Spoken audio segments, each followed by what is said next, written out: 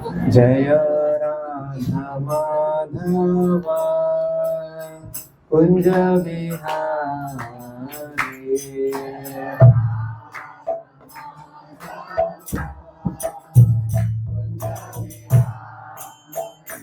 जय राधा माधव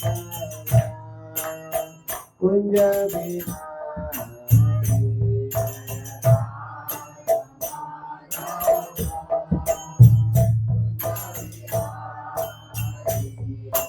गोपी जन वल्लभ गिरिवरधारी।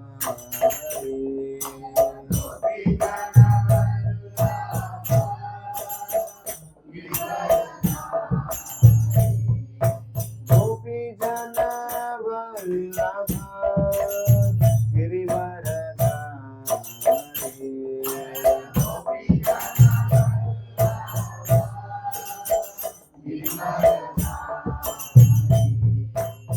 यशोदानंदन व्रज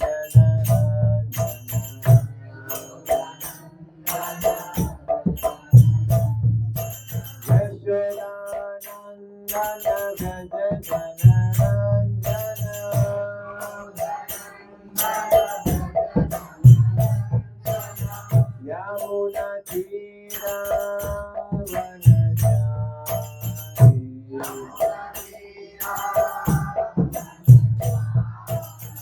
यमुना तीरा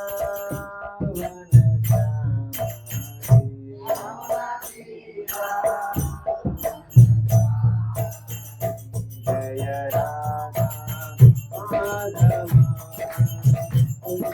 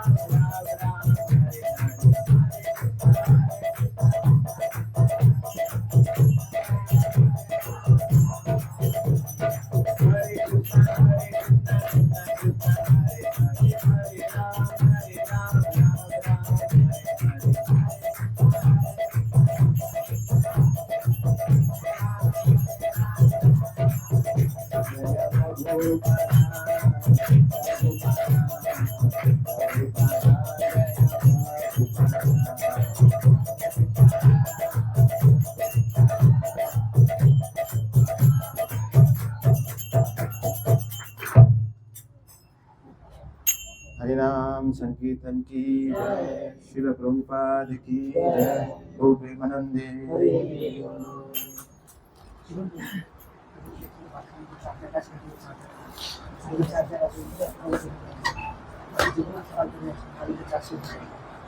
ओम नमो भगवते वासुदेवाय।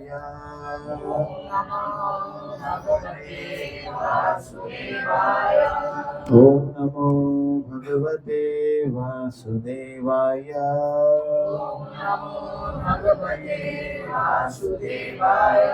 ओम नमो भगवते वासुदेवाय।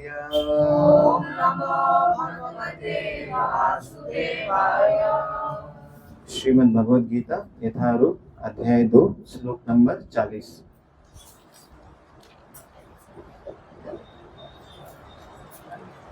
नेह विक्रमनाशोऽस्ति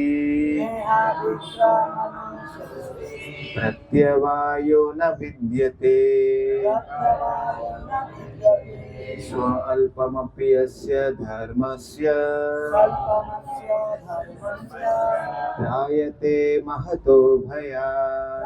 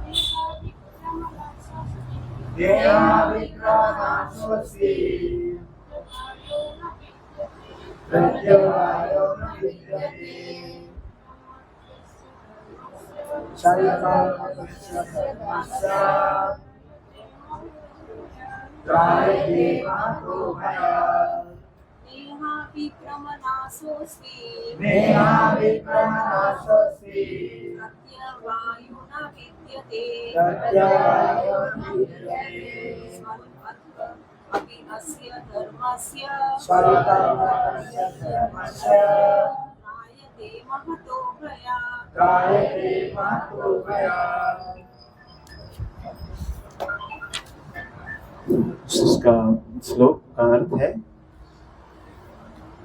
इस प्रकार इस प्रयास में ना तो हानि होती है और ना ही हास, अपितु इस पथ पर की गई अल्प प्रगति भी महान भय से रक्षा कर सकती है।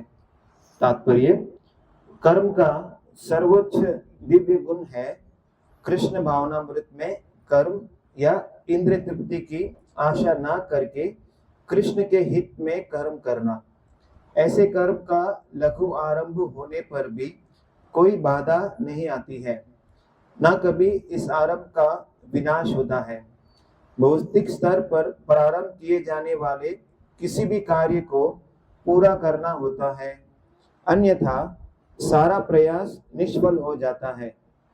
किंतु कृष्ण भावनामृत में प्रारंभ किया जाने वाला कोई भी कार्य अधूरा रहकर भी स्थायी प्रभाव डालता है। अतः ऐसे कर्म करने वाले को कोई हानि नहीं होती, चाहे ये कर्म अधूरा ही क्यों ना रह जाए। यदि कृष्ण भावनामृत का 1% भी कार्य पूरा हुआ हो तो उसका स्थायी फल होता है। अतः अगली बार 2% से शुभारंभ होगा, किंतु भौतिक कर्म में जब तक 100% सफलता प्राप्त ना हो तब तक कोई लाभ नहीं होता।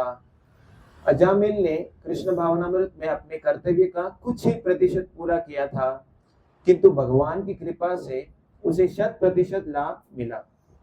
इस संबंध में श्रीमद् भागवतम में एक अत्यंत सुंदर श्लोक आया है।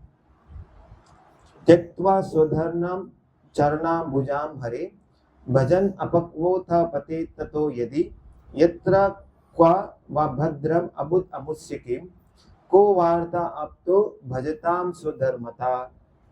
यदि कोई अपना धर्म छोड़कर कृष्ण भावनामृत में काम करता है और फिर काम पूरा ना होने के कारण नीचे गिर जाता है तो इसमें उसको क्या हानि, और यदि कोई अपने भौतिक कार्यों को पूरा करता है तो इससे उसको क्या लाभ होगा। अथवा जैसे कि ईसाई कहते हैं, यदि कोई अपने शाश्वत आत्मा को खोकर संपूर्ण जगत को पा ले तो मनुष्य को इससे क्या लाभ होगा। भौतिक कार्य तथा उनके फल शरीर के साथ ही समाप्त हो जाते हैं, किंतु कृष्ण भावनामृत में किया गया कार्य मनुष्य को इस शरीर के विनष्ट होने पर भी पुनः कृष्ण भावनामृत तक ले जाता है। कम से कम इतना तो निश्चित है कि अगले जन्म में उसे सुसंस्कृत ब्राह्मण परिवार में या धनी मानी कुल में मनुष्य का शरीर प्राप्त हो सकेगा, जिससे उसे भविष्य में ऊपर उठने का अवसर प्राप्त हो सकेगा। कृष्ण भावनामृत में संपन्न कार्य का यही अनुपम गुण है। ओम अज्ञानतिमिरान्धस्य ज्ञानाञ्जनशलाकया चक्षुरुन्मीलितं येन तस्मै श्रीगुरुवे नमः। नमः ओम विष्णुपादाय कृष्णपृष्ठाय भूतले श्रीमते भक्तिवेदांत स्वामिनिति नामिने। नमस्ते सरस्वती देवे गौरवाणी प्रचारिणे निर्विशेषा शून्यवादी पाश्चात्य देशतारिणे। जय श्री कृष्ण चैतन्य प्रभु नित्यानंद श्री अद्वैत गदाधर श्रीवासादि गौर भक्तवृंदा। हरे कृष्णा कृष्ण कृष्णा हरे हरे, हरे राम राम राम हरे हरे।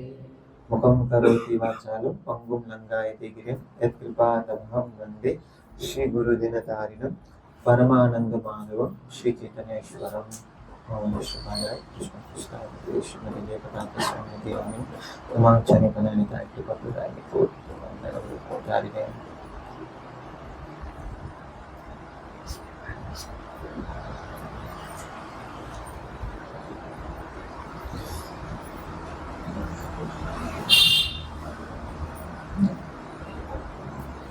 हरे कृष्ण हरे कृष्ण।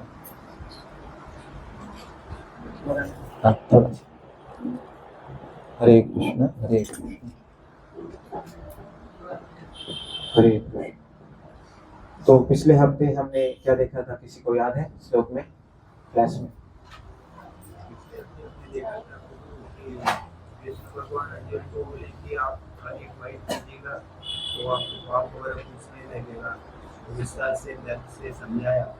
फिर दूधियों के शुरुआत में उनको कर्म कैसे कर्म बंधन में प्रायश्चित होने का कुछ ये नहीं, आप मुक्त हो जाएंगे।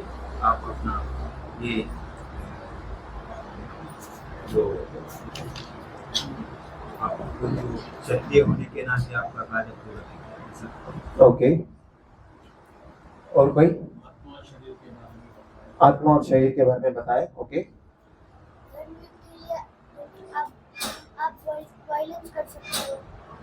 ओके, धर्म युद्ध के लिए हम अहिंसा कर सकते हैं, हिंसा कर सकते हैं।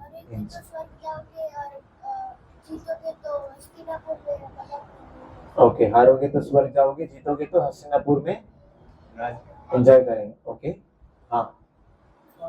जो भौतिक कार्यों को छोड़ के भगवान के चरण में आश्रय ले लेता है, उसको देवता, ऋषि मुनि किसी के पास घर ही नहीं रहता। ओके, रण नहीं रहता, भगवान को शरणागत करते तो उसके सारे रण खत्म हो जाते हैं। ओके, और कुछ?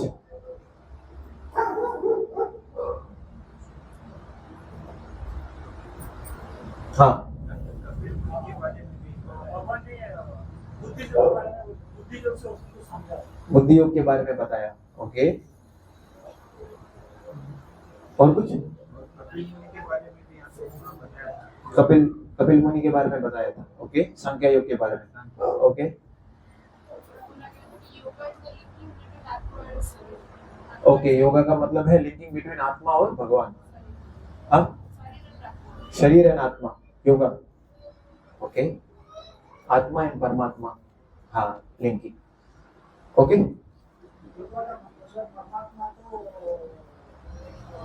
परमात्मा से मिलाना। हाँ, योगा का मतलब परमात्मा से मिलाना। ओके, तो ये था 39 वर्ष वाला। आज का जो श्लोक है 40वां श्लोक, बहुत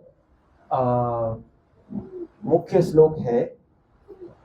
तो आज के श्लोक में क्या बताया गया है कि भगवान अर्जुन को बुद्धि योग में आप कार्य करो, ऐसा बता रहे हैं। तो बुद्धि योग का मतलब क्या है? वो बुद्धि योग का मतलब है भक्ति योग। भक्ति योग में भगवान अर्जुन को कार्य करने के लिए बोल रहे हैं। इतनी देर तो बोल रहे थे कि बस आप क्षत्रिय हो, आपका कर्तव्य है, आपको लड़ना है, तरह तरह के चीजों को बता रहे थे। अगर आप लड़ोगे तो आपको ये फायदा मिलेगा, हाँ, ऐसा कुछ बता रहे थे। अब सीधा भगवान डायरेक्टली भक्तियों के बारे में भगवान ने बोला कि आपको लड़ना है बुद्धि योग से। हाँ, तो ये बुद्धि योग जो है, कैसे भक्ति योग हम बोलते हैं बुद्धि योग को? 10वें अध्याय में भगवान बोलते हैं कि ददामि बुद्धि योगम।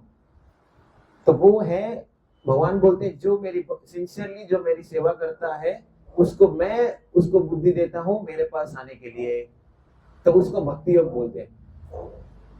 तो यहाँ पे ये बताया गया है कि अगर कोई भक्ति योग में या बुद्धि योग में थोड़ा सा भी प्रयास करता है, थोड़ा सा, यहाँ पे लिखा गया है स्वल्पम।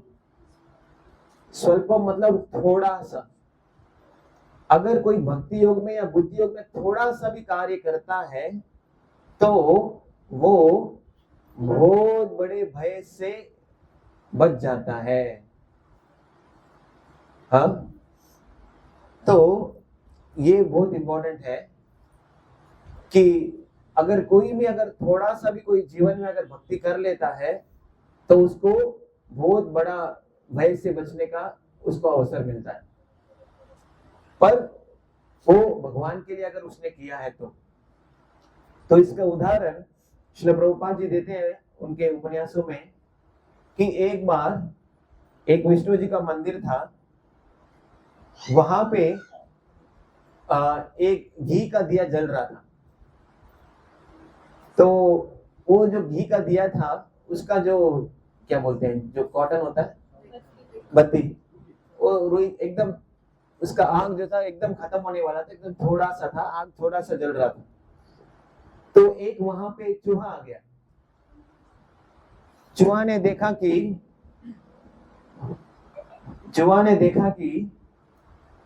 उसको कुछ खाने का कुछ है, ऐसे उसने देखा, छोटा सा आग था, खाने का कुछ है। तो तुरंत जाके वो क्या किया, जाके खाने का प्रयास किया उसको। जैसे ही वो खाया, टच किया उसको, उसका पूरा शरीर जल गया। भगवान के मंदिर में विष्णु जी के पास। और उसको क्या गति मिला पता है? चूहे को मोक्ष प्राप्त हो गया, भगवान के धाम चला गया। तो इसको बोलते हैं स्वल्पम। थोड़ा सा भक्ति उसने किया, उसको मोक्ष प्राप्त हो गया। हाँ, और एक और अजामिल का उदाहरण आता है। अजामिल श्रीमद् भागवतम के 6वें स्कंद में उसका उदाहरण दिया गया है कि कितना बड़ा पापी था अजामिल, पर अंतिम समय में उसने अपने बच्चे को पुकारा, बच्चे के नाम को पुकारा। क्या नाम था वो? नारायण। और उससे क्या हुआ? उसको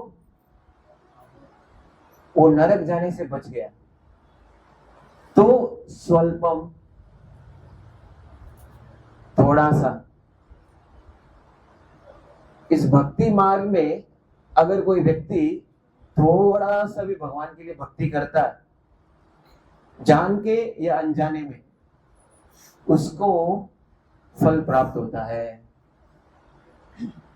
तो भगवान अर्जुन को यही बोल रहे हैं कि इस भक्ति मार्ग में अगर कोई व्यक्ति थोड़ा सा भी अगर इसमें एडवांसमेंट कर दे, उसको एक तो रिजल्ट मिलेगा, साथ में बड़े भय से वो बच जाएगा। तो बड़ा भय क्या है? बड़ा भय ये है कि अगर हम इस जन्म में भक्ति नहीं करते तो अगले जन्म में क्या होगा? तो हम नीचे वाले योनियों में जाएंगे। हमको कुत्ते का शरीर, बिल्ली का शरीर, चूहे का शरीर और कॉकरोच का शरीर, ऐसे नीचे हमको जाना पड़ेगा। इस मनुष्य जीवन को अगर हमने बर्बाद कर दिया भक्ति ना करके, इसमें परफेक्शन ना करके, तो हमको क्या होगा? अगले जन्म में नीचे जाना पड़ेगा। वही सबसे बड़ा भय है दुनिया में। सबसे बड़ा भय वही है कि अभी हमको मनुष्य जीवन मिला है और अगले जन्म अगर हम नीचे वाले योनियों में चले जाएंगे तो सबसे बड़ा खतरा वही है। क्यों?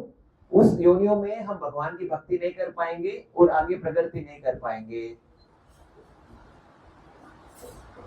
तो इस जन्म में भले ही हम अमेरिका के प्रेसिडेंट हो सकते हैं, पर अगर भक्ति ना करके अगला जन्म अगर नीचे वाले योनियों में ही जाना है तो क्या मतलब?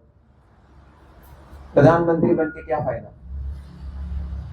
तो यहाँ पे प्रभुपाद जी तात्पर्य में यही बोल रहे हैं कि अगर भक्ति में कोई छोटा सा भी कोई कार्य करके उसका प्रतिशत अगर वो बढ़ा देता है 1% या 2% या 10%, तो उसको परमानेंट रिजल्ट उसको मिलता है भक्ति योग में। वो कभी खत्म नहीं होता। भक्ति का जो रिजल्ट है कभी खत्म नहीं होता। पर अगर हम भौतिक कार्य में देखेंगे, बाहर में भक्ति के बिना अगर कोई भी कार्य करेंगे भौतिक कार्य, तो उसमें अगर आप 100% अगर आप उसमें नहीं करेंगे तो आपको रिजल्ट नहीं आएगा, पूरा रिजल्ट आपको नहीं आएगा। थोड़ा सा करके छोड़ देंगे तो आपको पूरा रिजल्ट नहीं आने वाला। उदाहरण के लिए अगर कोई बिल्डिंग बनाना है, ठीक है, 20 फ्लोर का बिल्डिंग बनाना है, अपार्टमेंट बनाना है, बिल्डिंग खड़ा कर दिया, इंटीरियर डेकोरेशन नहीं किया, गेट वगैरह सब नहीं लगाए और स्टॉप हो गया, क्या मतलब? किसके काम आएगा वो? कबूतरों के काम आएगा। कोई इंसान जाके रहेगा? तो जो भौतिक कार्य हम करते हैं अगर उसको पूरा नहीं करेंगे तो आपको पूरा रिजल्ट नहीं मिलेगा। बीच में छोड़ दिया तो गए। उसको पूरा खत्म करेंगे तब आपको रिजल्ट मिलेगा। और रिजल्ट मिलेगा अगले जन्म में, वापस 0 से शुरू होगा। अगले जन्म में आपको वो बिल्डिंग नहीं देगा खड़ा करके, वापस शुरू से लगाओ, भूमि पूजा करो।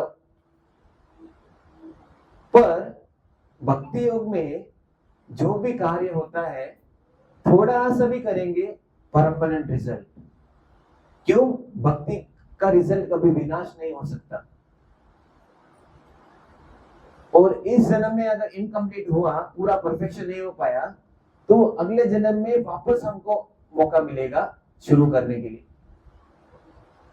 इस जन्म में अगर 20% हमने भक्ति किया है और हमसे पूरा ना हुआ हो तो अगले जन्म में 21% से शुरू हो गया भक्ति, वापस रेज्यूम कंटिन्यू। पर भौतिक जो कार्य है में हम जो भी प्रगति करते हैं वो इस जन्म के बाद सब खत्म हो जाता है। सब कुछ खत्म। Again start with zero. हाँ, जैसे आईपीएल में अभी मैच में खेला, 100 मारा, अगले आईपीएल में कितना स्कोर रहेगा? 0। वापस करो, वापस शुरू करो भाई, वापस उतरो, वापस पहला बॉल तो 1 रन। उसी तरह हमारे जीवन में भी हम जो भी करते हैं भौतिक जीवन में, हम अधिक धन इकट्ठा करते हैं और हमारी सुंदरता और हमारे बहुत कुछ हम मतलब चीजें को हासिल करते हैं, खरीदते हैं, है ना, नाम कमाते हैं, इन्फ्लुएंस कमाते हैं, पावर कमाते हैं, पोजीशन कमाते हैं, है ना। कितना मेहनत करना पड़ता है उसके लिए, कितना प्रयास करना पड़ता है। पर जब खत्म हो जाएगा ये जिंदगी, उसके बाद क्या होगा? इन सब चीजें जो भी हमने किया उसका क्या होगा? सब खत्म हो जाएगा। तो क्या मतलब प्रयास करके आगे बढ़ने का? सब खत्म हो जाएगा। और जो मृत्यु है वो कभी भी आ सकती है, बोल के नहीं आएगी। आप जब 80 साल के हो जाएंगे, सब सेटल हो जाएगा आपका, तब मैं आऊंगी आपकी सेवा करने, ऐसे बोलेगी मृत्यु। ऐसा नहीं होगा, कभी भी आ सकती है, कभी भी सब कुछ जा सकता है, कोई गारंटी नहीं है।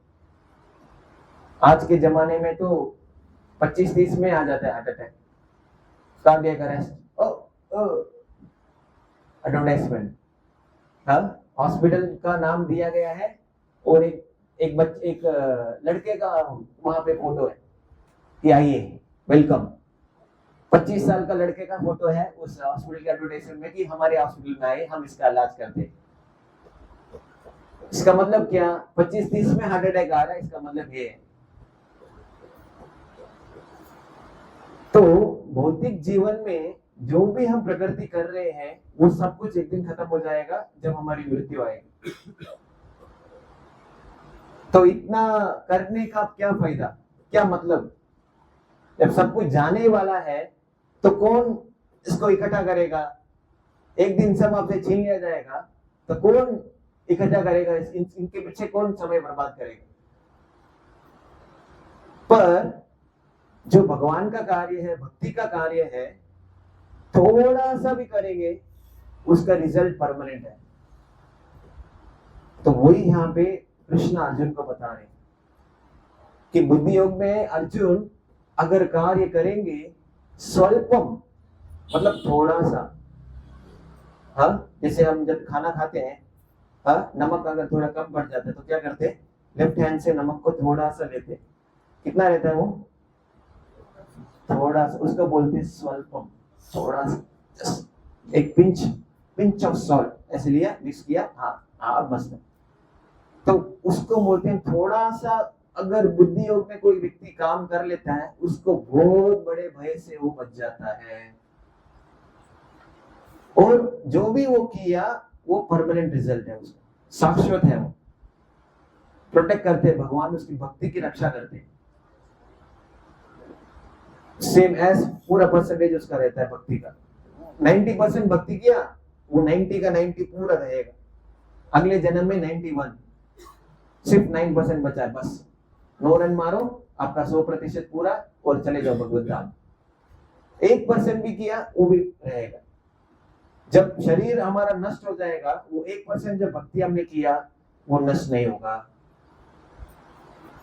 तो कहते हैं कि भगवान इतने दयालु है, इतने कृपालु है कि अगर कोई व्यक्ति सीरियसली और सिंसियरली भगवान की सेवा करता है तो भगवान उस व्यक्ति का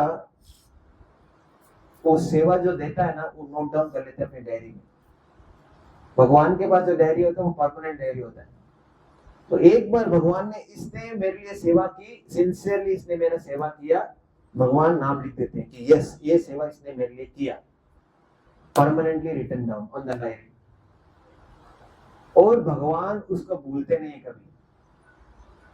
कभी नहीं भूलेंगे। हम भूल जाएंगे, हम जो सेवा देता है वो भूल जाएगा, पर भगवान कभी नहीं भूलते, हमेशा उसको याद रखेंगे। तो ये है भक्ति की महानता। थोड़ा सा भक्ति करने से व्यक्ति को इतने बड़े भय से बचाया जाता है। ये भक्ति की विशेष कृपा है, भगवान की सेवा की विशेष कृपा है। हाँ, अभी तो मैंने स्वल्पम वाला भक्ति का बारे में बोला। भागवत पुराण में 10वें स्कंद में एक और उदाहरण आता है। पूतना नाम की एक राक्षसी थी, उसने कोई भक्ति नहीं किया था, कभी चैंटिंग नहीं किया था उसने, कभी कथा में नहीं बैठी थी वो, कभी भगवत गीता श्लोक नहीं पढ़ी थी, कभी उसने प्रसाद नहीं खाया, कभी उसने कोई सेवा नहीं की, जीरो। उसका भक्ति का जो अकाउंट चल रहा था माइनस में चल रहा था, माइनस। और वो पूतना भगवान को मारने के लिए आई थी और भगवान ने उसको क्या दिया, उसकी जान खींच ली। ठीक है, वो दूध पिलाने के लिए आई थी, भगवान ने क्या किया था, दूध भी पिया था, साथ में उसका जान भी चला गया, खींच ले भगवान। और उसको क्या गति मिला पूतना को, मोक्ष। साधारण वाला मोक्ष नहीं, गोलोक वृंदावन में एंट्री मार दी पूतना ने, भगवान के धाम में सीधा एंट्री दिया। सोच के देखिए, वो स्वल्पम वाला भक्ति भी नहीं था, बस एक गुण था पूतना के अंदर। आचार्य बोलते हैं कि वो आके भगवान को सबसे ज्यादा प्रिय है, वृंदावन के जो भक्त है वो सबसे ज्यादा प्रिय है भगवान को, नंबर 1 डिवोटीज वृंदावन के जो डिवोटीज है। तो पूतना ने क्या किया था, गोपियों का ड्रेस पहन के आ गई थी वो अंदर से तो राक्षसी थी, बाहर से उसने क्या किया, व्रजवासी के जैसे उसने कपड़े पहन लिए, एकदम सुंदर सा कपड़ा, गोपी टाइप का ड्रेस होता है ना, मायापुर में मिलता है, हाँ ईसीआर में मिलता है, ईसीआर में मिलता है तो पता है, हाँ शायद मिलता है। हाँ, तो वो गोपी ड्रेस पहन के आई, उस वजह से भगवान ने पूतना को ये वरदान दे दिया। भगवान खुश हो गए, अरे गोपी के ड्रेस में आ गई। तो ये स्वल्पम भी नहीं, स्वल्पम से भी कम, द्वेष की भावना से, भगवान को मारने की भावना से, ऐसे हालात में भगवान ने उसका इतना बड़ा कल्याण किया। तो ये है भगवान की कृपा, भक्ति की कृपा। तो स्वल्पम अपयस्य धर्मस्य, थोड़ा सा भक्ति करने से बड़े भय से बचते हैं। सोच के देखिए, थोड़ा सा भक्ति करने से भगवान इतना प्रदान कर रहे हैं, तो अगर कोई भक्त ज्यादा भक्ति करेगा तो उसका क्या ही बोलना, उसको फिर कितना लॉटरी, कितना बड़ा जैकपॉट मिलेगा, सोच के देखिए। तो पूतना के उदाहरण से एक कथा स्टोरी बताते हैं कि एक बार एक चोर था, वो क्या किया, एक बंगले के अंदर जंप मारा रात को, हाँ 2 बजे, सब सो रहे हैं घर पे, हाँ वो दीवार के ऊपर चढ़ा और जोर से छलांग मारा, छलांग। जैसे छलांग मारा, घर वाले सब उठ गए, अरे कोई आ गया, साउंड आया, सब उठ गए, उठ के घर की सारी बत्तियां जला दी और सब लकड़ी ले लिए हाथ में, उस कोने पे सो मारने के लिए तब तैयार हो। तो अब जैसे दरवाजा खुला, सब आ गए घर वाले, लकड़ी लेके सब, कोई ये बंदूक लेके, कोई ये लेके, सब आ गए। अब ये चोर देखा, अब तो मैं गया, फंस गया, मैं कुछ नहीं कर सकता। तो इस चोर ने क्या सोचा, वापस जंप भी नहीं मार सकता, ऊंची दीवार थी। तो क्या देखा, पास में एक लकड़ी जली हुई का जो राख होता है ना, राख, काला काला जो राख, वो राख पड़ा हुआ था। उसने क्या किया, उस सारे राख को लेके अपने शरीर में पूरा डाल दिया, सर से लेके पांव तक, और ऐसे बैठ गया, इस पोजीशन में बैठ गया। ठीक है, तो जैसे घर वाले सब बाहर आए, देखिए कौन है बे, कहां से आए, तो उन्होंने देखा कि एक व्यक्ति ध्यान लगा रहा है, ध्यान लगा के पूरा शरीर में एशेस वगैरह है, ध्यान के पोजीशन में बैठा। तो घर वाले देखे, अरे कौन साधु आ गया, तो सब जाके पास में बैठ गए, कौन है ये, हाँ तो इस आधी रात पे आके कौन है साधु, ये ऐसे रात लगाया होता है और ध्यान लगा रहा था। तो सब चौंक गए। तो जैसे ही समय बीता, रात कटी, सुबह हुआ, तो फिर वो उठा, हाँ उठ के वो जा रहा था, हाँ छोड़ के जा रहा था, क्योंकि अब उनको डाउट नहीं हुआ, उन्होंने सोचा कि साधु है, ध्यान लगा रहा है, पक्का तो साधु, कोई चोर वगैरह नहीं साधु। तो वो जा रहा था, जैसे वो जा रहा था, रुके रुके रुके, घर वाले बोले रुके रुके रुके। तो जाते समय घर वालों ने क्या किया, एक पूरा हैंडफुल ऑफ फ्रूट्स दे दिया, हैंडफुल ऑफ द ग्रेन्स दिया, थोड़ा खर्चे के लिए पैसा दे दिया, हाँ एकदम उसको खुश करके उसको वहां से विदा किया। तो फिर ये चोर सोच के देख, अगर मैं साधु के वेश में गया था, मैं असली साधु नहीं था, साधु जैसा वेश में जाने का अगर ये परिणाम है, अगर मैं असल में साधु बन जाऊंगा तो फिर उसका कितना बड़ा रिजल्ट होगा। फिर वहां से उसका जीवन परिवर्तन हुआ, फिर वो असल में साधु बन गया। तो ये कहानी क्यों बोलते हैं, तो पूतना के संपर्क में बोलते हैं कि अगर पूतना जैसी राक्षसी साधु के वेश में आके भगवान ने अगर उसका कितना बड़ा कल्याण किया, तो सोच के देखो, अगर कोई असल में भक्ति बन के साधु का वेश पहन के भगवान की भक्ति करेगा तो उसका क्या होगा।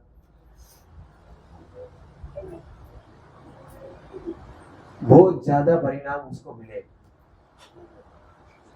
तो यहाँ पे यह बताया जा रहा है कि भगवान की भक्ति में, बुद्धि योग में, भक्ति योग में जो भी कार्य किया जाता है, उस व्यक्ति को बहुत बड़ा रिजल्ट मिला जाता है।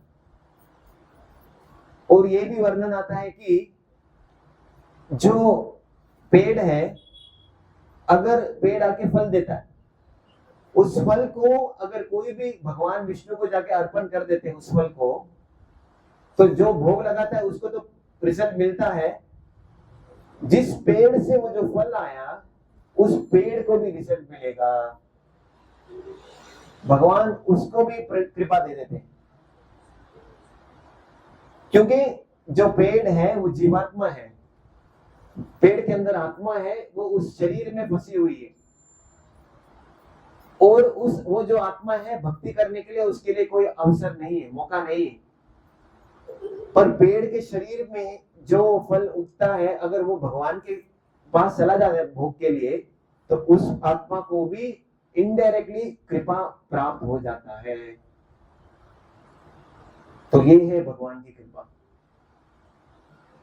हाँ, भगवान उसको सेवा में काउंट ले लेते, उसने सेवा दिया मेरे लिए इनडायरेक्टली।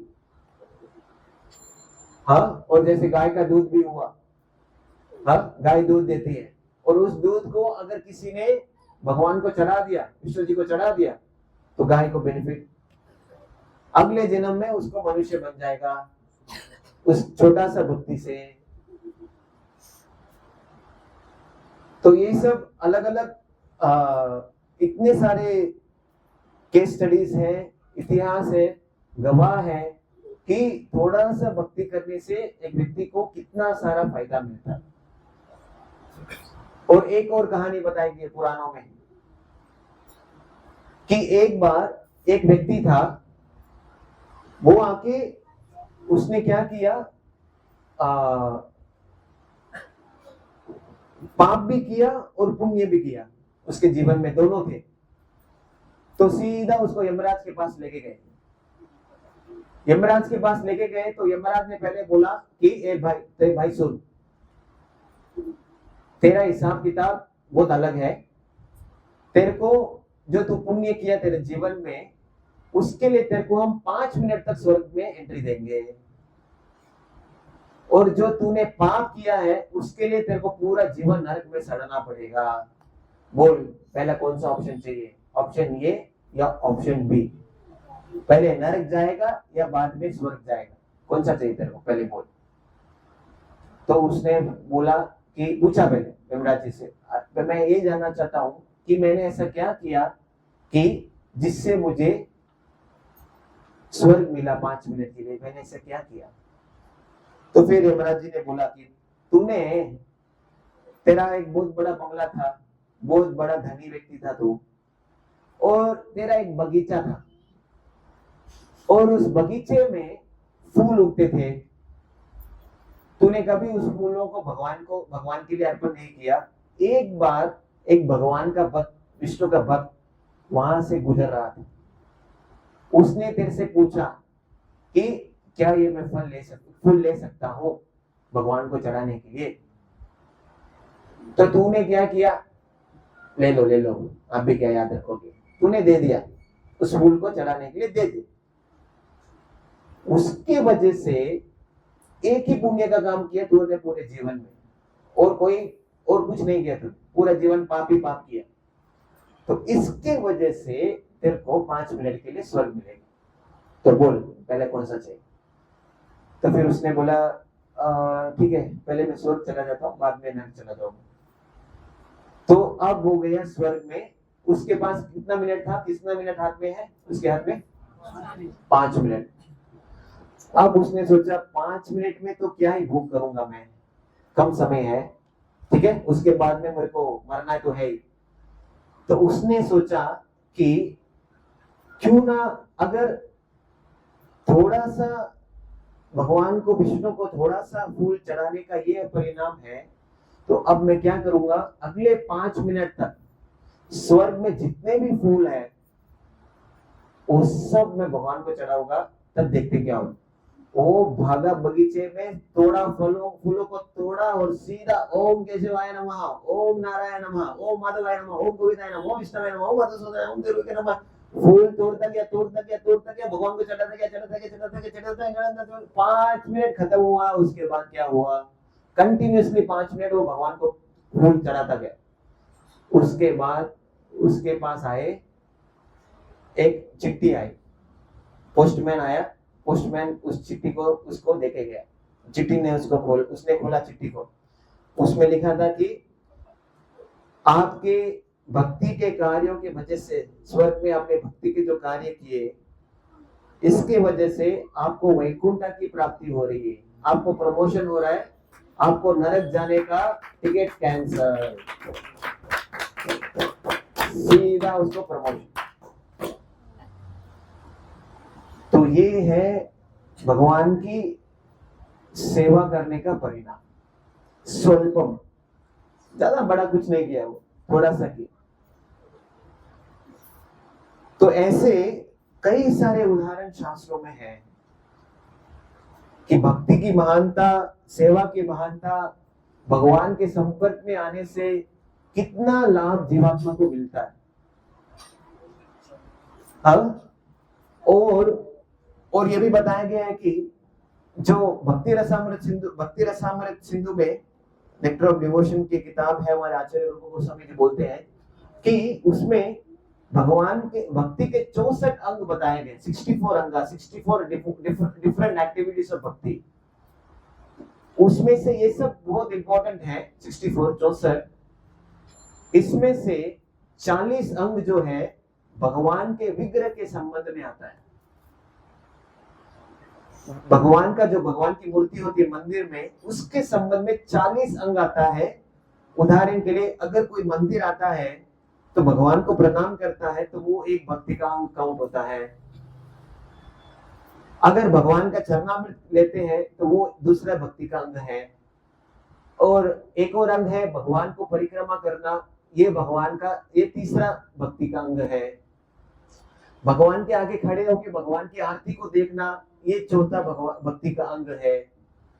और भगवान के आगे खड़े होकर, भगवान की मूर्ति आगे खड़े होकर गुणगान करना, ये भक्ति का एक अंग है।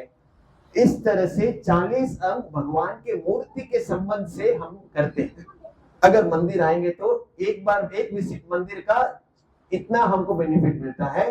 और रूप गोस्वामी बोलते हैं कि एक भी अंग 64 में से एक भी अंग अगर भक्ति से कर दिया तो उसका जीवन सफल हो सकता है। बहुत इंपॉर्टेंट है। 64 में 40 भक्ति के भगवान के संबंध में, मूर्ति के संबंध में। तो मंदिर आना मतलब कितना बड़ा बेनिफिट एक व्यक्ति को मिलता है। हाँ, और अगर वो गलती से भी अगर मंदिर का परिक्रमा कर लेता है तो उसका भी उसको लाभ मिलता है। जैसे मंदिर अभी यहाँ पे वासन स्ट्रीट में है, ठीक है, और पीछे वाला गली का नाम है वेंकटरमण स्ट्रीट, ये है वासन स्ट्रीट। और कोई एड्रेस ढूंढता हुआ आता है, स्विगी वाला आता है, वासन स्ट्रीट, सर रेंगर की वासन स्ट्रीट, वेंकटरमण स्ट्रीट, फिर वासन स्ट्रीट, फिर वेंकटरमण स्ट्रीट, एक चक्कर लगा दिया।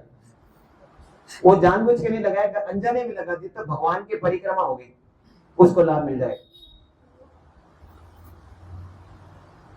कहाँ है घर आपका? अरे यहाँ पूरा चक्कर लगा दिया, ढूंढ मिल नहीं रहा आपका घर। अरे यहाँ है, अरे यहाँ है, अगर इधर आइए, इधर आइए, हो गया चक्कर, परिक्रमा हो गया, उसको बेनिफिट मिल जाता है। तो ये है भक्ति की महानता। तो यही यहाँ पे बता रहे हैं, स्वल्पम, थोड़ा सा।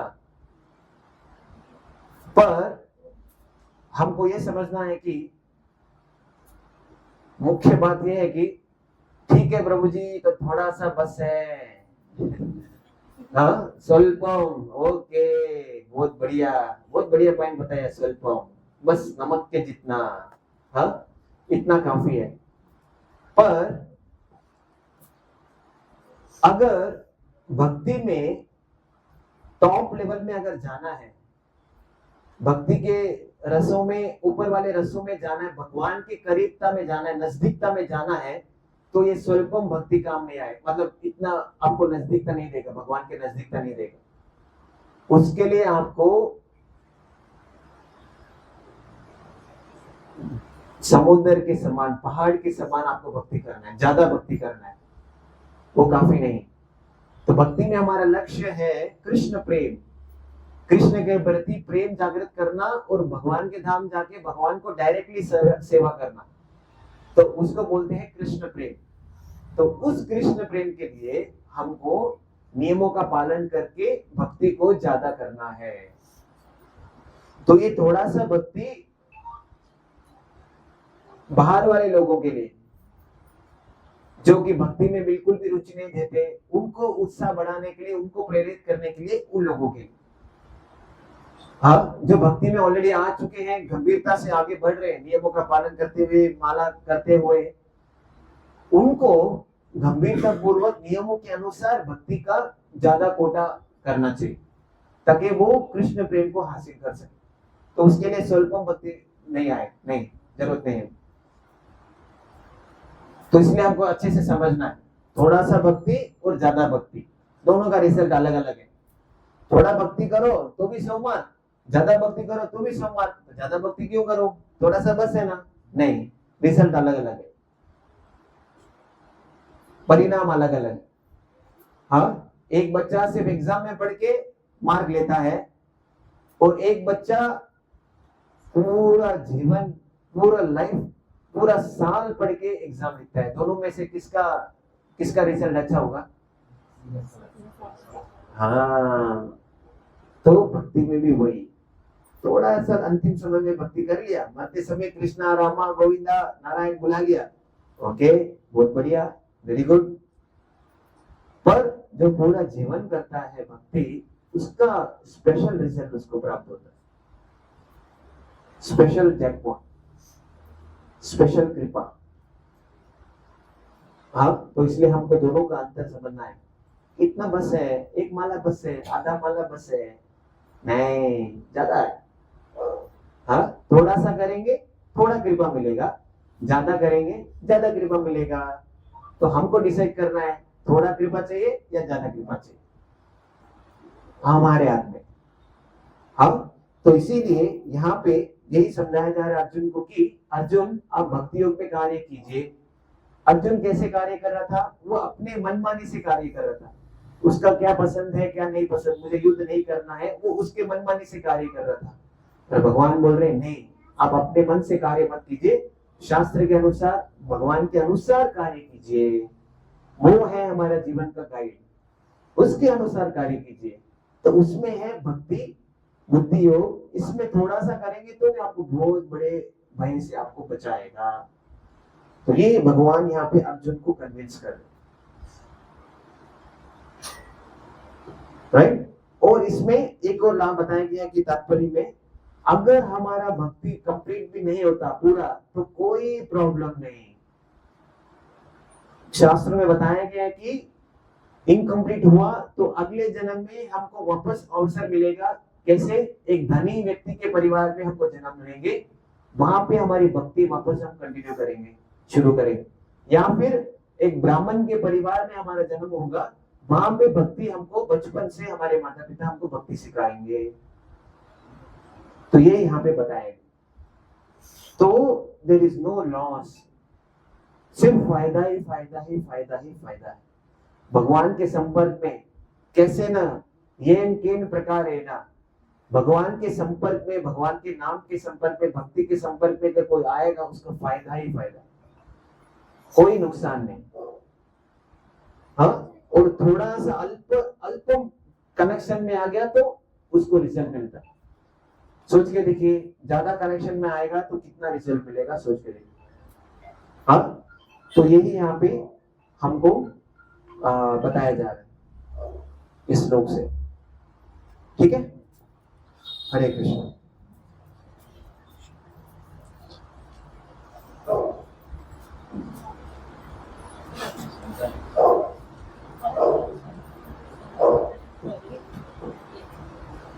Okay, any questions? हाँ, यस ब्रो। हमें पता है कि हम भगवान की जो सेवा करते हैं भगवान नोट करके रखता है, भगवान भूलता नहीं है। लेकिन हम भक्ति करते वक्त हम लोग बहुत सारा अपराध कर पाते हैं और प्रभुपाद जी बोलते हैं कि हमारा भक्ति में हम फॉल डाउन हो जाता है। तो जो सेवा हम कर रहे हैं उसका जो फल है वो काट जाता है, या फॉल डाउन का एक्चुअली मतलब क्या है? हम जो भगवान के लिए जो सेवा किया है वो मतलब बन जाता है कि उसका कुछ? ओके, यहाँ पे सवाल ये है कि अगर भगवान नोट डाउन कर देते हैं हमारी सेवा, तो जब हम, प्रभुपाद जी कहते हैं कि हम अपराध करते हैं तो हम भक्ति में फॉल डाउन हो जाते हैं, गिर जाते हैं, तो कैसे इसको हम समझे, है ना? ओके, तो ये जो है जैसे मैंने बताया कि भक्ति करने से वो परमानेंट रिजल्ट होता है, पर इसमें एक छोटा सा कंडीशन है। कंडीशन वो है कि अगर हम भगवान के भक्तों के प्रति जो अपराध करते हैं तो हमारा भक्ति डिस्ट्रॉय, विनाश होने का संभावना होता है। तो इसीलिए एक छोटा सा खतरा है भक्ति में। हाँ, अगर हम भगवान के भक्तों के प्रति, वैष्णव के प्रति जो हम अपराध करते हैं, उनके प्रति जो हिंसा करते हैं, तो उससे हमारी भक्ति विनाश होने का संभावना होता है। तो इस एक चीज से सिर्फ हमको बच के रहना है। हाँ, क्यों? तो एक साइड से, एक हाथ से हमने भगवान को फूल अर्पण किया, भगवान को खुश किया, और दूसरे साइड से अगर हमने भक्तों को अपराध किया तो मतलब भगवान को लेफ्ट हैंड से मार रहे। एक साइड से फूल अर्पण करके खुश कर दिया और अपराध करके दूसरे साइड से क्या करें, भगवान को मार रहे, तो क्या होगा, है ना? तो इसीलिए अपराध से हमको बचने का प्रयास करना चाहिए। हाँ, और कोई भी ताकत दुनिया में भक्ति को विनाश नहीं कर सकती। कोई भी शक्ति, कोई भी चीज हो, भक्ति का कोई विनाश नहीं कर सकता। सिर्फ एक अपराधी जो है भक्ति का विनाश कर सकता है या कम कर सकता है, डिक्रीज हो सकता है या डिस्ट्रॉय हो सकता है। तो भक्ति को भक्ति से ही खत्म किया जा सकता है, डिस्ट्रॉय किया जा सकता है, और कोई भी ताकत भक्ति को विनाश नहीं कर सकती। तो इस चीज से हमको सावधान रहना। हाँ, इसको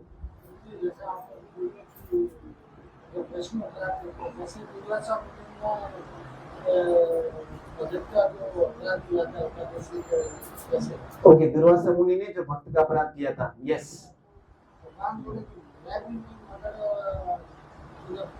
मेरे भक्त का किया इसलिए माफ नहीं करता ये समझ यस, तो भगवान के पास भागा दुर्वासा मुनि और माफी मांगा। भगवान बोले मैं नहीं बचा सकता तेरे को। अरे अभी का तो सुदर्शन चक्र है, विष्णु जी का ही सुदर्शन चक्र था। तो बोलते मैं नहीं बचा सकता। क्या आप नहीं बचा सकते? कौन बचाए? ये सुदर्शन चक्र मेरे भक्त के हवाले में, मेरे हाथ में नहीं, मेरे कंट्रोल में नहीं। तो उसने अपराध किया था, इसलिए उसका भोगना पड़ा। हाँ, उन्होंने अगर उनको माफ नहीं किया रहता तो उनका भक्ति चले जाता। अगर दुर्वासा मुनि को उन्होंने माफ नहीं किया रहता, दुर्वासा मुनि को खतरा होता है। हाँ जरूर, अम्बरीश महाराज अगर उसको माफ नहीं करते तो सुदर्शन चक्र उसका हो जाता सत्यानाश, उसका चटनी बन जाता। हाँ, सावधान रहना चाहिए, वैष्णव अपराध से बचना चाहिए, भक्तों के प्रति अपराध करने से बचना चाहिए। मेरा सवाल है कि लोग जैसे बात देवी देवता की पूजा करते हैं और ऐसा बोलते बहुत खर्चते हैं मतलब पुण्य के कार्य में, तो बोलते हैं कि अब लोग तो बहुत पुण्य के कार्य में लगते हैं, भक्ति करने का टाइम नहीं होता, उनको कैसे समझाएं? ओके, लोगों को कैसे समझाएं कि जो पुण्य के कार्य में लगे हुए हैं, देवी देवता की पूजा बहुत करते हैं, देवी देवता की पूजा करते हैं, तो उनको कैसे समझाएं? ओके, तो इनको हमको एकदम सरल वे में हमको प्रचार करना चाहिए कि एक माला हरे कृष्णा भी कर लो, देवी की पूजा करते रहो, साथ में हरे कृष्णा भी करो। हम मना नहीं कर रहे, दोनों करो। और कभी कभी त्योहारों में इनको मंदिर बुला सकते हैं, जैसे बड़े बड़े त्योहार होते हैं, रथ यात्रा होता है, नरसिम्हा जयंती होता है, अभी आने वाला नरसिम्हा जयंती, तो उन त्योहारों में इनको बुला के इनको एक आकर्षण दिखा सकते हैं, ताकि इनको कोई चीज पे आकर्षण हो जाए, प्रसाद से, कीर्तन से, कथा से, दर्शन से, डेकोरेशन से। हाँ, तो थोड़ा सा अगर प्रशंसा करेंगे तो भक्ति में लाने का आसान हो जाएगा। तो पहले हमको फर्स्ट स्टेप है प्रशंसा करवाना, इनसे प्रशंसा करवाना। ऐसे करेंगे तो इनको भक्ति में हम ला सकते हैं, राइट? और कुछ? हाँ, आप जो एग्जांपल देते चूहे का और तो उनको इजीली मोक्ष मिल गया, लेकिन हमेशा भक्ति करती है, हमको कष्ट हो रहा है, तो पार्शलिटी नहीं है, इनको इजीली मिल गया। ओके, चूहे का उदाहरण दिया था, उसने थोड़ा सा किया था, उसको मोक्ष मिल गया। पुतना ने कुछ नहीं किया, उसका मोक्ष हो गया। हम इतना ज्ञात करते हैं, फिर हमको क्यों नहीं मिलता और पार्शियलिटी नहीं हुआ क्या? ओके, तो इसलिए मैंने बोला कि एक साइड है थोड़ा भक्ति, एक साइड है ज्यादा भक्ति, तो दोनों का रिजल्ट अलग अलग है। तो एक का रिजल्ट, चूहे का जो रिजल्ट है वो वैकुंठ धाम जाता है, पर उसको 4 प्रकार की मुक्ति वहां पे हमको मिलता है। तो उन 4 में से एक मुक्ति उसको मिला। वो क्या मुक्ति है? सालोक्य, साष्टी, सामीप्य, सायुज्य, और एक और 5वां है सामीप्य। तो इसका मतलब क्या? ये 4 प्रकार की मुक्ति में पहला है सामीप्य। सामीप्य मतलब आप भगवान के पास में रह सकते हैं, बस ये एक सेवा नहीं, सिर्फ भगवान के पास में, वैकुंठ धाम में हमेशा भगवान के पास रह सकते हैं, सामीप्य। सालोक्य, भगवान के धाम जा सकते हैं। सारूप्य, भगवान के जैसा रूप हमको भी मिलेगा, 400 रूप। भगवान विष्णु जी के 4 रूप है, 4 हाथ है, हमको भी 4 रूप, 4 हैंड मिल जाएगा, भगवान के जैसा रूप हमको मिलेगा। ठीक है? सामीप्य, सालोक्य, सारूप्य, साष्टी। साष्टी मतलब भगवान के पास जो पावर्स है वो पावर्स हमको भी मिलेगा वैकुंठ में। तो ये है 4 प्रकार की मुक्ति। तो जो भक्ति नहीं करते, जो अनजाने में जो भक्ति करते, उनको ऐसी मुक्ति मिल जाती। वो इस संसार से तो बेटर, काफी गुना बेटर है, पर उससे भी एक नेक्स्ट लेवल और है। वो क्या? भगवान विष्णु जी को पर्सनली सेवा करना, उसमें नैतिकता ज्यादा आता है। और उससे भी बढ़कर एक और है, वो क्या, भगवान के साथ खेलना और हायर है, वो मिलेगा कृष्ण के साथ, वैकुंठ में नहीं मिलेगा। वैकुंठ में ऐसा रहना पड़ेगा आपको, भगवान मास्टर है, मालिक है और आप सेवक हैं, ऐसे सेवा करना पड़ेगा, हुकुम कीजिए माय लॉर्ड, ऐसे। पर गोलोक वृंदावन में, कृष्ण लोक में, कृष्ण को ऑर्डर करेंगे भक्त लोग, ए कृष्ण इधर, ये नजदीकता सिर्फ कृष्ण लोक में मिलेगा। तो अब जितना ज्यादा नजदीकता से भक्त सेवा करेगा, उतना ज्यादा आनंद वो प्राप्त करेगा। मोक्ष मिलेगा तो उसमें आनंद मिलेगा, वैकुंठ धाम जाएंगे तो और ज्यादा आनंद मिलेगा। पर कृष्ण लोक में भगवान के नजदीकता से सबसे ज्यादा आनंद वो महसूस करता है। क्यों? उसने ज्यादा भक्ति की, इसलिए। तो पूतना ने बिल्कुल भक्ति नहीं की, उसको क्या गति मिला पता है? गोलोक वृंदावन में गई, कृष्ण लोक में गई, वहां पे यशोदा मैया को असिस्ट करने का सेवा पूतना को मिला, डायरेक्ट सेवा नहीं मिला, डायरेक्ट सेवा नहीं मिलेगा। क्यों? उसने भक्ति नहीं की। पर ये तो अच्छा है, एटलीस्ट इस संसार में हम मर रहे, सड़ रहे, इससे अच्छा तो भगवान के धाम में अगर थोड़ा सा भी हमको साइड में थोड़ा सा भी कोई जॉब मिल जाएगा। हाँ, जैसे अंबानी है, अंबानी के कोई सिक्योरिटी गार्ड भी मिलेगा तो उसको तो लॉटरी है ना। अंबानी का मैं सिक्योरिटी, गेट का सिक्योरिटी, गाड़ी का सिक्योरिटी, या बाथरूम साफ करता हूँ मैं घर पे, या खाना बनाता हूँ, ये सब छोटा मोटा सेवा मिलेगा तो वो तो एकदम मस्त रहेगा ना, है ना। तो उसको भगवान के धाम में कोई भी छोटा सा सेवा मिलेगा तो बहुत बड़ी बात है। तो पूतना को जो ये मिला, यशोदा मैया को असिस्ट करना, यशोदा मैया कृष्ण को डायरेक्ट सेवा करेगी, ये यशोदा मैया को असिस्ट करेगी, कृष्ण को ये दो, कृष्ण को ये पहनाओ, ये पहनाओ, यशोदा मैया पहनाएगी, पूतना पास में खड़ी होगी उसको सेवा हेल्प करेगी, असिस्टेंट, उसको बोलते हैं मेड सर्वेंट। तो थोड़ा सा भक्ति करेंगे तो रिजल्ट अलग, ज्यादा भक्ति करेंगे तो रिजल्ट अलग। आप समझे? किसको ज्यादा कृपा प्राप्त करेंगे? और अगर हम ज्यादा भक्ति करते हुए, कष्टमय से भक्ति करते हुए वो ज्यादा भक्ति कर रहे, तो हमको रिजल्ट अलग रहेगा हमारा। तो इसलिए हमको ये चलता है, we accept, yes, I want it, no problem, I am ready, ऐसा होना चाहिए हमको।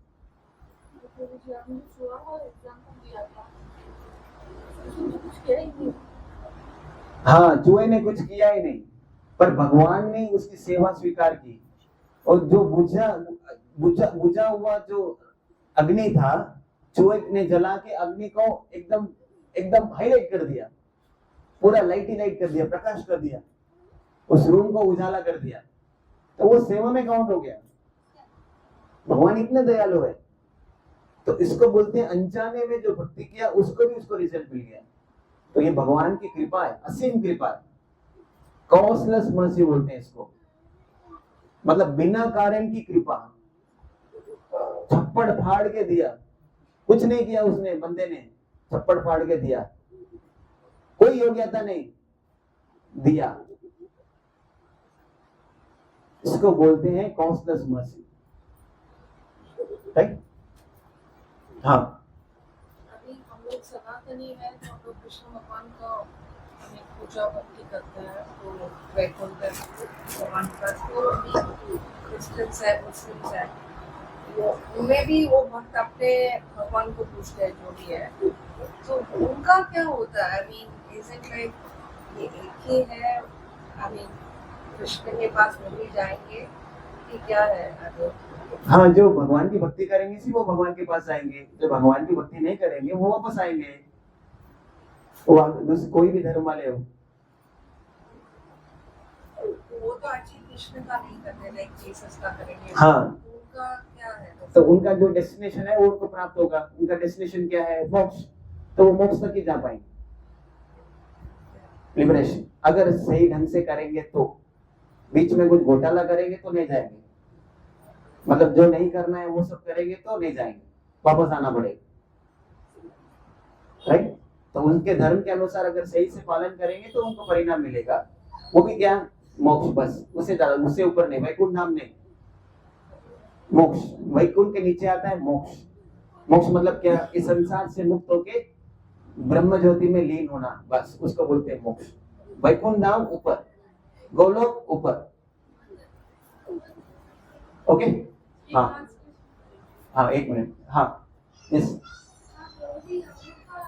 अगर हम लोग भक्ति तो भक्ति में बहुत सा माइंडसेट है, या माइंडसेट ऐसा रहना चाहिए कि हम लोग को मोक्ष प्राप्त करना है, दिव्य दिशा करना है, या ऐसा माइंडसेट कि हम लोग को भक्ति में लीन। ओके, अगर सवाल यह है कि कौन सा माइंडसेट में हमको भक्ति करना चाहिए, मोक्ष लेने प्राप्त करने के लिए, कृष्ण की सेवा के लिए, या भगवान के धाम, ओके। तो हमको माइंडसेट ये रखना है कि कृष्ण को डायरेक्टली सेवा करना, ये माइंडसेट रखना है, ठीक है। और मोक्ष आपको फ्री मिल जाएगा, मोक्ष के लिए भागने की जरूरत नहीं है, मोक्ष आपके पीछे भागेगी, okay, free, don't worry about moksha, only try to serve Krishna, please Krishna, be with Krishna, that is enough, moksha is free, okay. अगर सपोज कोई भक्ति करके या कृष्ण वैकुंठ धाम तक पहुंच जाता है, लेकिन कृष्ण लोग तक नहीं जाते, तो उसको फिर क्या अपॉर्चुनिटी मिलता है कि वो ज्यादा कुछ करके कृष्ण के पास डायरेक्ट सेवा उसको मिल सके, ऐसा कोई अपॉर्चुनिटी मिलता है, या वो वही रहता है? ओके, एक बार जो टिकट खरीद लिया, एक बार फ्लाइट का लैंडिंग हो गया, बस आपके लिए फॉरएवर वही डेस्टिनेशन, क्योंकि आपने टिकट उसी का खरीदा ना, तो वहीं पे उतारेंगे, वहां से दूसरा फ्लाइट पकड़ के आगे नहीं जा सकते, क्योंकि आपने पूरा जीवन यही साधना यहाँ पे किया इस संसार में, विष्णु जी को प्राप्त करने के लिए, तो आपका साध्य, आपका जो लक्ष्य है वही मिलेगा आपको, दी एंड।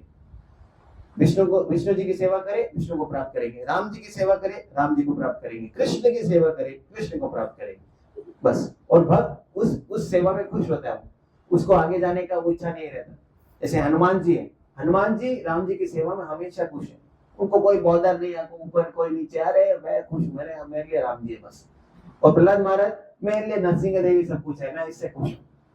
और बाकी जो सुदामा, बाकी जो लोग हैं, मेरे लिए कृष्ण है, मैं इससे खुश हूँ, इसलिए कोई चिंता की बात नहीं। तो हम जो साधना यहाँ पे करते हैं वही हमारा साध्य बनता है, लक्ष्य बनता है। तो इसलिए हमारा साधना प्रॉपर रहेगा तो लक्ष्य भी प्रॉपर रहेगा। अगर हमको कृष्ण चाहिए तो हमारा साधना उसके अनुसार होना चाहिए।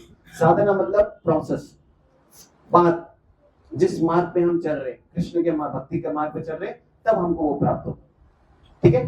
अगर विष्णु जी को प्राप्त करना है तो विष्णु जी के मार्ग पे हमको चलना है, विष्णु जी का नाम लेना, विष्णु जी के बारे में सुनना, बोलना, ये ऐसा। और राम जी को प्राप्त करना तो राम जी के बारे में, तो साध्य जरूरी है, गोल साधना, ठीक है। और कुछ? हाँ, जैसे आपने बोला 5 मिनट वो स्वर्ग में गए थे और उन्होंने भगवान का नाम लिया, तो क्या स्वर्ग में भी कर्म बंधन में रह सकते हैं क्या, कर्म बंधन से मुक्त हो सकते हैं क्या? ओके, स्वर्ग में भी क्या कर्म बंधन से मुक्त हो सकते हैं, सवाल। ओके, हाँ, तो स्वर्ग में भी कर्म का लॉ ऑफ कर्मा वहां पे भी ऑपरेट होता है। तो जो व्यक्ति यहाँ से पुण्य करके अगर वो स्वर्ग जाता है, अगर वहां पे उसने गलत कांड किए तो उसको वहां पे भुगतने का फल मिलेगा। उदाहरण के लिए इंद्रदेव, हाँ, इंद्रदेव स्वर्ग के राजा है, तो कभी कभी उनसे भी भूल हो जाता है, गलती हो जाता है, तो उनको श्राप लगता है और उनको दुख पाना पड़ता है। तो इसका मतलब क्या, लॉ ऑफ कर्मा स्वर्ग में भी ऑपरेट करता है। हाँ, तो ज्यादातर भोग करने का जगह है स्वर्ग में, ज्यादातर 99% लोग एंजॉय करते हैं स्वर्ग में। हाँ, तो अगर ऑन बॉर्डर के लाइन में रहेंगे और लाइन को पार नहीं करेंगे, एलओसी को पार नहीं करेंगे तो बच जाएंगे। जैसे एलओसी को पार किया, अपने इंडिपेंडेंस को अगर उन्होंने मिसयूज किया, तो वहां पे भी उनको लागू होगा, भुगतना पड़ेगा, राइट। और ज्यादातर लोग वहां से और अपग्रेड नहीं होते, वो उसी में मस्त होके एंजॉयमेंट में फंस जाते हैं और आगे बढ़ने का प्रयास नहीं करते। वहां से भी हम भक्ति करके आगे जा सकते हैं, पर वहां पे भक्ति नहीं करते, ज्यादातर फंस जाते हैं, उस एंजॉयमेंट में फंस जाते हैं, माया में फंस जाते हैं। फिर वापस उनको नीचे आना पड़ता है, उनका पुण्य खत्म होते ही उनको वापस इस धरती पे आना पड़ता है। ठीक है, और कुछ? ओके, हरे कृष्णा। तो अनाउंसमेंट है, कल नेक्स्ट संडे को पुष्प अभिषेक प्रोग्राम है मंदिर में। तो उस दिन सभी भक्तों को एक अवसर मिलेगा, सबको पुष्प दिया जाएगा। वो पुष्प आप डायरेक्टली भगवान की जो मूर्ति है उनको चढ़ा सकते हैं। साल में एक बार ये अपॉर्चुनिटी मिलता है। तो शाम के समय में प्रोग्राम होगा, हाँ 6 बजे के बाद। तो यहाँ पे क्लास नहीं रहेगा, पूरा प्रोग्राम मंदिर में रहेगा, क्योंकि जितने भी भक्त आएंगे सबको पुष्प दिया जाएगा। सब लोग आगे जाके भगवान को पुष्प चढ़ा सकते हैं, तो उसको पुष्प अभिषेक बोलते हैं। तो ये हम साल में एक बार करते हैं। क्यों करते हैं? उस दिन भगवान हमारे मंदिर में प्रवेश किए, इसलिए। तो वो दिन था अक्षय तृतीया का दिन था, वो है कल। हाँ, कुछ लोग आज कर रहे, हम इसको में कल सेलिब्रेट करेंगे। तो कल के दिन ही मंदिर के जो भी मूर्ति है यहाँ पे प्रवेश किए थे 2012 में। 2012 में, तो अभी कितना साल हुआ? 14, तो 14 साल हुआ है। तो साल में एक बार सेलिब्रेशन है। तो हम कल करने के बदले संडे को कर रहे हैं, शाम को प्रोग्राम है। तो इसलिए इस अवसर को मिस मत करना। तो सबको अपॉर्चुनिटी मिलेगा पुष्प चलाने के लिए भगवान को। और उसके बाद कोई आज पहली बार आए प्रोग्राम में तो हाथ उठा सकते हैं। अंदर है, कौन है? हाँ, आप पहली बार आए? ओके ओके, 3 जने, ओके, बहुत बढ़िया। तो आप प्रसाद, अभी प्रसाद मिलेगा मंदिर में। प्रसाद के बाद इनसे संपर्क कीजिएगा। हाँ, ये आप लोगों को हरे कृष्ण महामंत्र कैसे करते वो सिखाएंगे, मंत्र मेडिटेशन आप कर सकते हैं। ठीक है प्रभु जी, ध्यान रखना। और कोई बाहर भी है? कोई नए आए बाहर में? अच्छा, आप भी पहली बार आए, ठीक है, उनका ध्यान है। इनसे मिलिएगा, हाथ उठाइए ना प्रभु जी। प्रभु जी, हाँ, इनसे मिलिएगा। प्रसाद के बाद आपको माला जाप करना सिखाएंगे, ठीक है? ओके, हरे कृष्णा। श्रील प्रभुपाद की जय। ओ प्रेमानंदे।